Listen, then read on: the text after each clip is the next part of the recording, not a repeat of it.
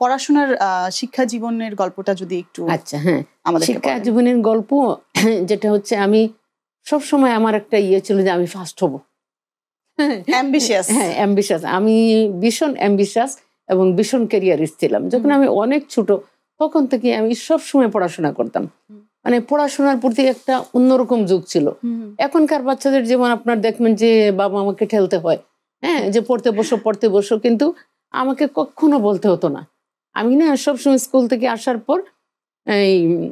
ঠিক মাগরিবের নামাজের আগে হাত মুখ ওয়াশ করে আমি আমার বই নিয়ে বসে যেতাম বসে আমি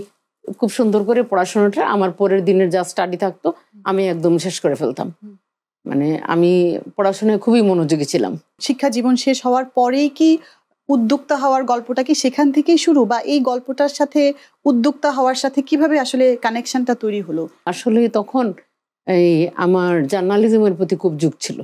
হ্যাঁ আমি প্রচুর লেখালেখি করতাম এবং যখন আমি ইন্টারমিডিয়েট পড়ি হ্যাঁ তখন আমি দৈনিক খবর গ্রুপে কাজ করতাম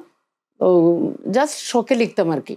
তো তখন একবার 21শে ফেব্রুয়ারিতে আমি এত সুন্দর করে লিখলাম যে আমি তখন ওখানে ফার্স্ট রাইটার হিসাবে আমি হইলাম যে আমি প্রথম এবং আমি অনেক ছোট বয়সে এমনভাবে লিখতাম যে মানুষ খুব সারপ্রাইজ হয়ে যেত যে এই এতটুকু একটা বাচ্চা মেয়ে এত সুন্দর করে লিখে হাউ কাম কিভাবে লিখে কিন্তু ওই আমি লিখতাম তখন থেকেই ওই লেখার প্রতি আমার খুব ঝোঁক ছিল পড়াশোনা শেষ করার পর আমার ইচ্ছা ছিল যে আমি কিছু একটা করব এটা ঠিক উদ্যোক্তা যদি নাও হতাম তাহলে কিছু না কিছুর সাথে কিছুর সাথে যুক্ত থাকার আমার খুব ইচ্ছা ছিল যে আমি বড় কিছু একটা হব হ্যাঁ এবং আমি এই জীবনের শুরু থেকে আমি খুব অ্যাম্বিশাস ছিলাম আমি এটা স্বীকারই করছি যে আমি ভীষণ অ্যাম্বিশাস ছিলাম যে আমাকে ফার্স্ট ক্লাস পেতেই হবে আমাকে ফার্স্ট হতেই হবে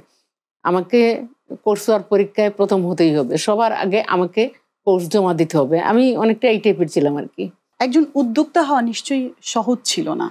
উদ্যোক্তা হবার ক্ষেত্রে কি ধরনের চ্যালেঞ্জগুলো আসলে সম্মুখীন হতে হয়েছিল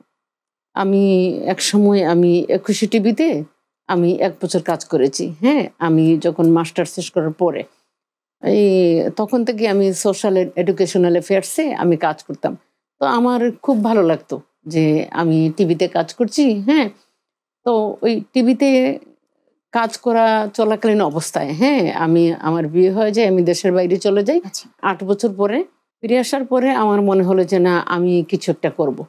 হ্যাঁ আমি কিছু একটা করবো ওই তখন থেকে আমার মাথায় এলো যে না আমি জব করব না হ্যাঁ আমি নিজে বিজনেস করব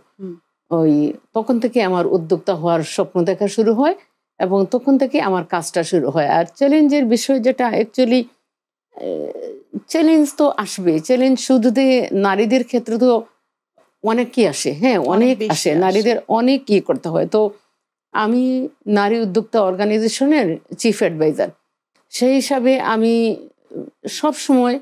এই যতগুলো এক্সিবিশন হয় হ্যাঁ আমি গিয়ে একটা মোটিভেশনাল স্পিচ ওদেরকে দিতে হয় হ্যাঁ তো আমি সেইটা নিয়মিত করে থাকি যখনই ব্যবসার কথাটা আমার মাথায় আসলো তখন আমি শুরু করলাম আমি